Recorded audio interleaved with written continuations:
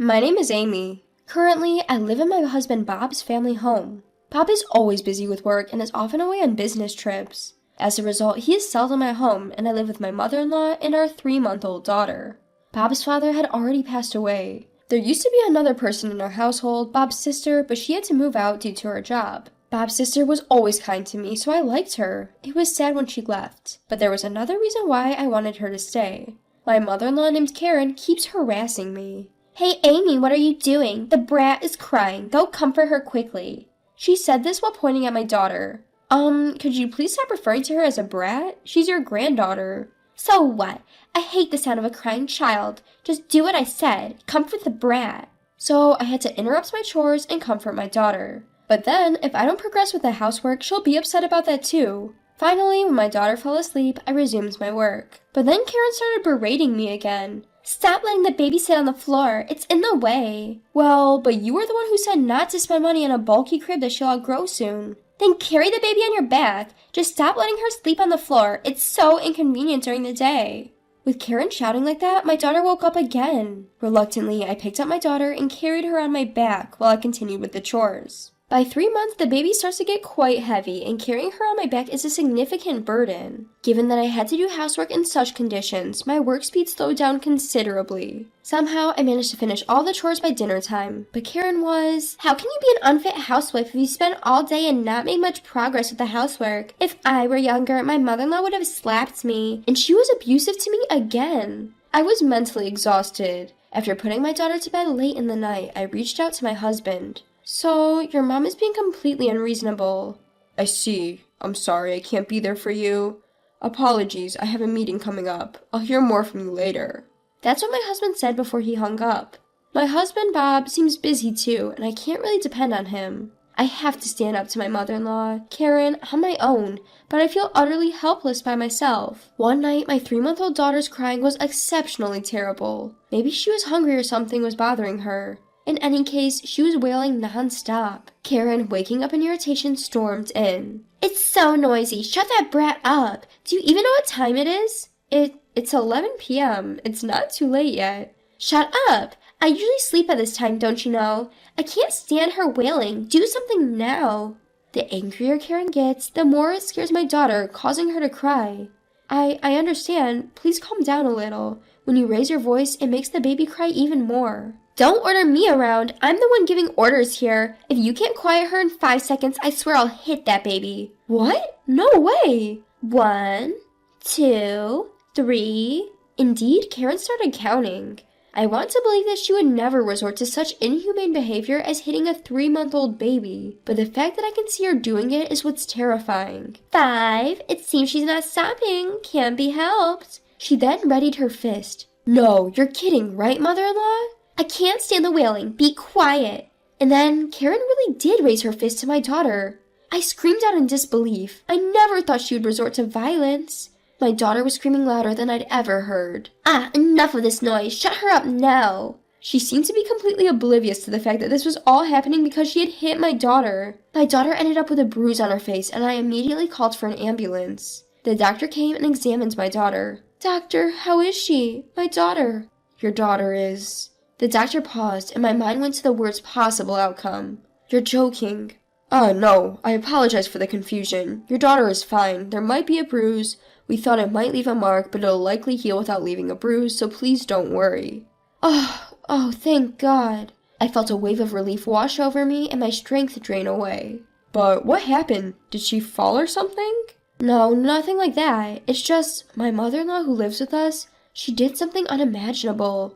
"Could you tell me more about that?" With that, someone entered the examination room. I recognized this person who would help me out of my current situation. The next day, I returned home with this person. "Oh my, you ended up spending the night in the hospital? Quite the life you lead, neglecting your housework as a housewife." Karen taunted me with a smirk. I was seething inside. "What's with your attitude? You sure had no qualms about doing such a terrible thing to my daughter." I showed Karen my quiet but resolute anger.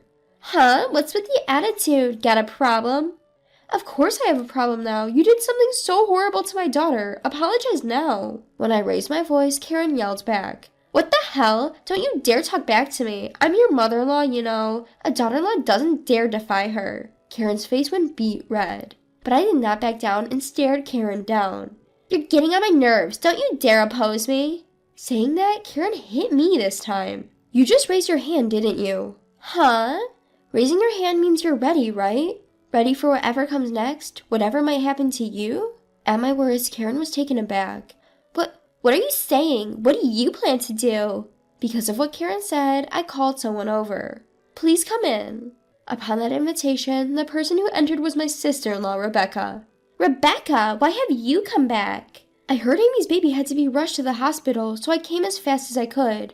"What on earth are you doing to Amy and the baby, Mom?" Rebecca was quite furious. Seeing Rebecca so upset, even Karen seemed taken aback. And of course, she would be. After all, Rebecca's a lawyer. "Don't tell me you're going to do something as a lawyer just because I might have lost my temper." Karen trembled as she said this. "What are you talking about? It's obvious we'll sue, right? I've already told Rebecca that." "What? What are you thinking? There's no way I'll allow that." Hearing the word sue, Karen burst out shouting. I'm the one who wants to shout. I feel like I've aged dramatically from the scare of thinking my daughter's life was in danger. "Mom, there were clear marks on the baby. It's clearly an assault. And you also just physically threatened Amy, didn't you? You could be charged with battery for that." "Hold on, this is just a little family communication. To sue over something like this, don't you think it's a bit hasty?" Despite Karen's desperate excuses, I wasn't having any of it. "Don't say such nonsense. Can't you see I'm angry? If you're not planning to apologize, I'm just going to proceed with legal action." "Wait, at that time I was just a little frustrated. You know how people get irritable when they're tired, right? And when I could hear the wailing all night, it was just too much." Karen was making excuses, but that doesn't make it okay for her to resort to violence. "Mother-in-law, it's unfortunate, but I don't plan to forgive someone who just makes excuses like this. I'm going to take legal action immediately, and I'm not intending to negotiate a settlement." "Wait, stop. First of all, stop suing me. Do you realize how much I've helped you?" Suddenly, Karen started claiming she had helped me. "Amy, has Mom ever helped you?" "No, not at all. Rather than helping, Mother-in-law has only been a hindrance, and even criticizing my housekeeping." "I see, and she's talking about having helped. I wonder what she's talking about." Rebecca and I gave Karen a cold stare. "I said I helped you, didn't I? Why are you looking at me like that? I did help Amy. When Amy was tired and sleeping, I quietly did some housekeeping." "Ah, could it be that you're the one who's been waking up in the middle of the night to snack? I wish you'd stop. It's really bothersome." What? I left some for your breakfast, didn't I? That's just my kindness." "That's not what I call kindness. You're just handing me your leftovers, and it was too little to be called breakfast. Plus, you left the dishes without washing them, so it actually made my chores even more difficult." "Mom, that's just terrible." Rebecca was appalled at Karen's actions. "Hey, don't look at me like that. I have my own troubles too, you know." "Troubles? Like what exactly?" "The truth is, I'm well aware of my own harmful behavior." Karen surprisingly admitted this. "You're aware of your harmful behavior?" "You know, I tend to lash out when I get mad. I understand that it's not right, so I want to change this habit, but people can't always change as easily as they want. Even if I keep telling myself how bad it is, I just can't control myself." Karen continued speaking through her tears. "At this rate, I might end up hurting even those I care about the most. Amy, I need you to help me reform. You can tie me up if you need to. Do whatever it takes to make me repent." Karen even ended up prostrating herself. "Wait, please calm down, mother-in-law. I think we should talk this through first." "Just talking isn't enough to apologize to you. Be stricter with me. Otherwise, I just can't forgive myself for—" Karen was genuinely crying, and it seemed she was truly remorseful. Thinking this, I was about to forgive Karen. But then, "Amy, don't be fooled." "What?" "Whenever she's in a tight spot, Mom plays a victim to stop being blamed. This is her usual tactic. Even if she does it in front of her own daughter, she can't hide her scheme." "What? What are you talking about? I have no idea. I would never think of such a thing. This is just—" But Karen was clearly flustered. Looking closer, even though she was crying so much just moments ago, her tears had already dried. She must have been pretending to cry. "I can't believe it, mother-in-law, to go to such lengths to evade responsibility." "Wait, hold on. I wasn't trying to run away from my mistakes. I just wanted to voice my feelings." Karen was trying to make yet another weak excuse. "There's no way such an excuse would work on me." "Please, enough with this, mother-in-law. I'm tired of your complaints. All I'm going to do is to proceed with legal actions. My mind is made up." As I said that, Karen's face turned beet red with rage. "How dare you? Why should I have to hear such things from you? Do you think I'll just sit by while you take legal actions against me?" Although Karen was shouting those words, another person entered the house. "Amy, is our daughter all right?" "It's my husband, Bob."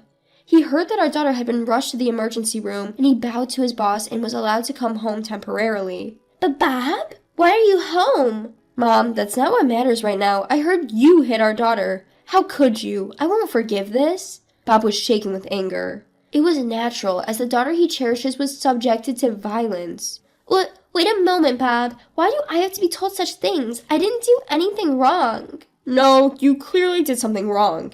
If you don't think violence is wrong, you are seriously misguided." "Mother-in-law, why don't you stop making excuses? You're alone, but there are 3 of us, Bob, Rebecca, and me. You can't possibly get your way." How dare you? Are you trying to intimidate me by outnumbering me? Isn't that what they call tyranny of the majority?"